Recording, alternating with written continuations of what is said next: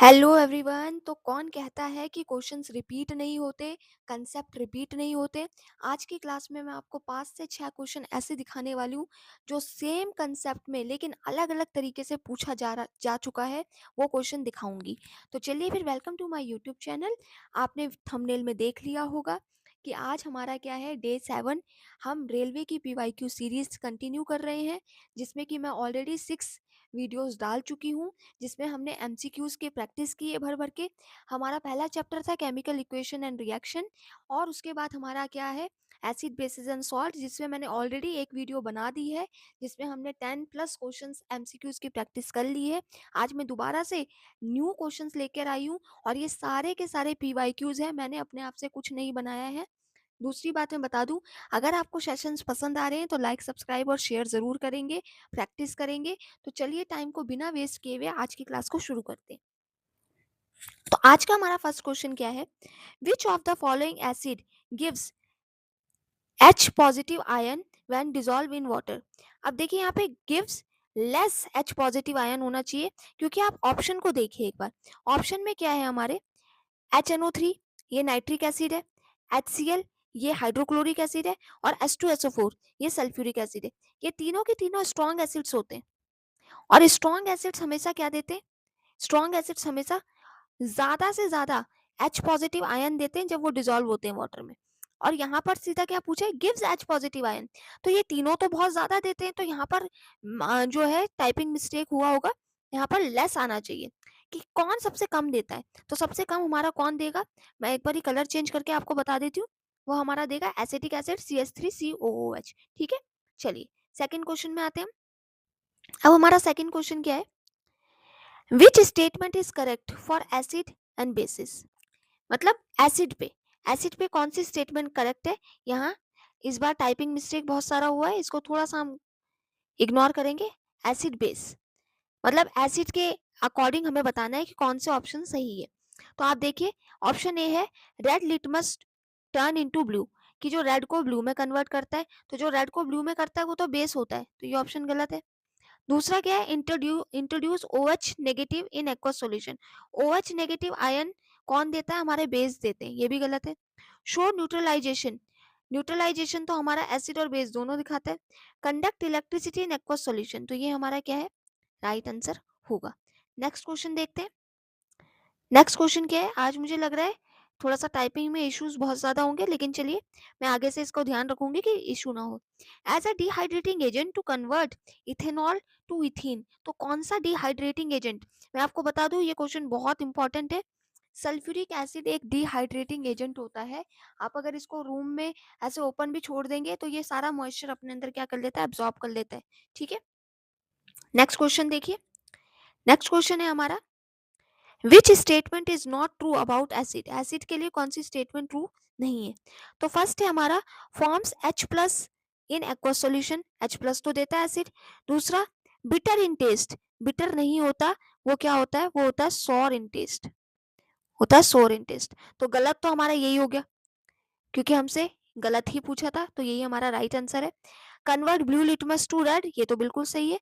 React with metal और bicarbonate to gives H hydrogen, हाँ, metal के साथ रिएक्ट करता है तो हाइड्रोजन गैस देता है, बाइकार्बोनेट के साथ रिएक्ट करता है तो कार्बन डाइऑक्साइड देता है, ये भी बिल्कुल सही है।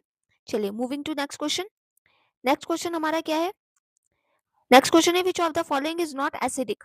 एसिडिक नहीं है। अब मैं इस कंसेप्ट को थोड़ा सा आपके सामने क्लियर करना चाहती हूँ, आप बहुत ध्यान से देखिए। मेटल के जितने भी ऑक्साइड्स हैं, मेटल के जितने भी ऑक्साइड्स होते हैं, वो हमारे क्या होते हैं, बेसिक होते हैं, या फिर एम्फोटेरिक होते हैं। क्या होते हैं, एम्फोटेरिक। ठीक है, एम्फोटेरिक।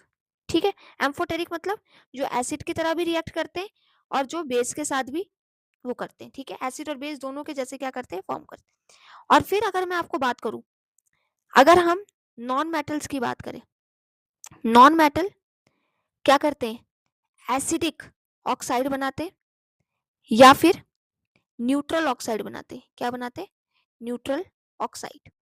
मेरी बात को समझ रहे हैं आप, न्यूट्रल ऑक्साइड। ठीक है, तो आप देखिए, CO, CO जो है हमारा कार्बन, तो कार्बन हमारा क्या है, मेटल है। कार्बन हमारा क्या है, सॉरी नॉन मेटल है, तो नॉन मेटल है तो ये क्या बनाएगा, ये तो एसिडिक ही बनाएगा, और हमसे नॉन एसिडिक पूछे। सल्फर हमारा नॉन मेटल है, ये भी हमारा एसिडिक बनाएगा, ठीक है। SO2 ये भी हमारा क्या बनाएगा, एसिडिक बनाएगा, और ये भी हमारा क्या एसिडिक बनाएगा, ठीक है।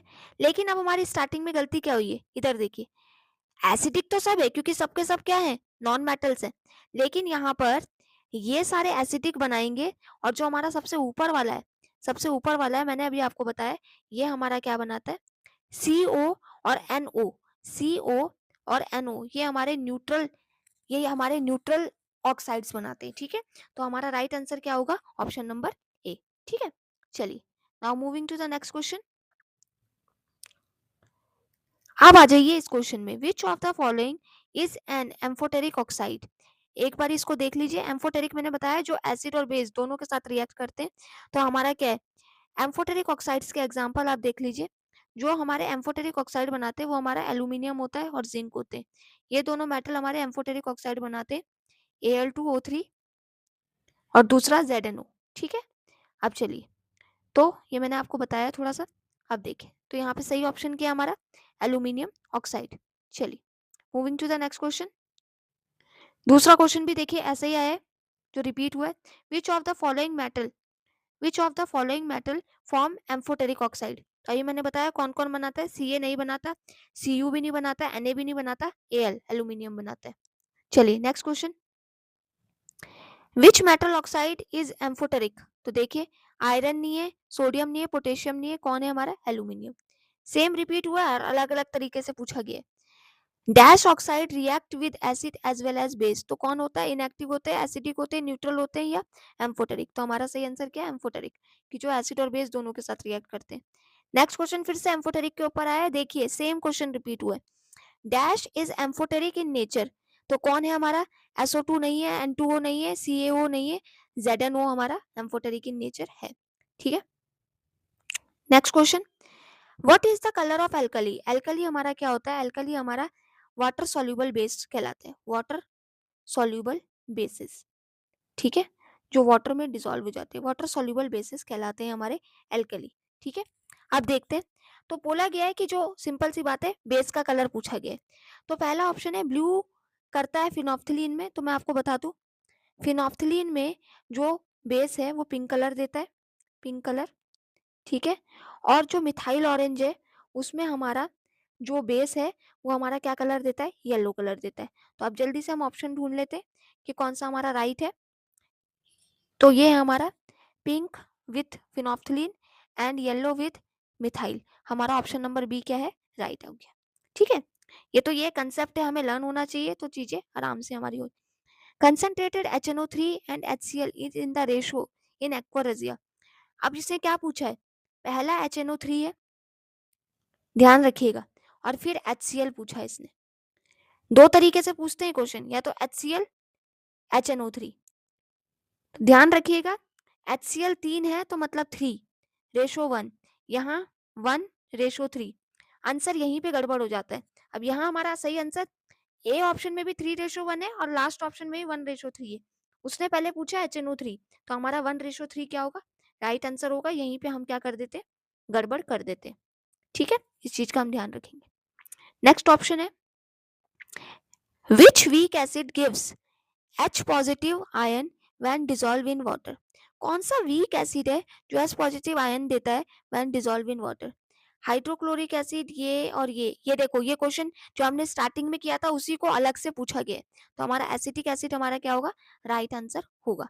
तो आज की क्लास यहीं पे कंप्लीट करते हैं, हमारे आज के क्वेश्चन कंप्लीट हो चुके हैं, क्योंकि इसके बाद आई डोंट थिंक सो कोई क्वेश्चन नहीं है, देखिए, तो आज की क्लास हम यहीं पे कंप्लीट करते हैं। आई होप आज के जो क्वेश्चन है आपको अच्छे समझ में आए होंगे, कंसेप्ट समझ में आए होंगे।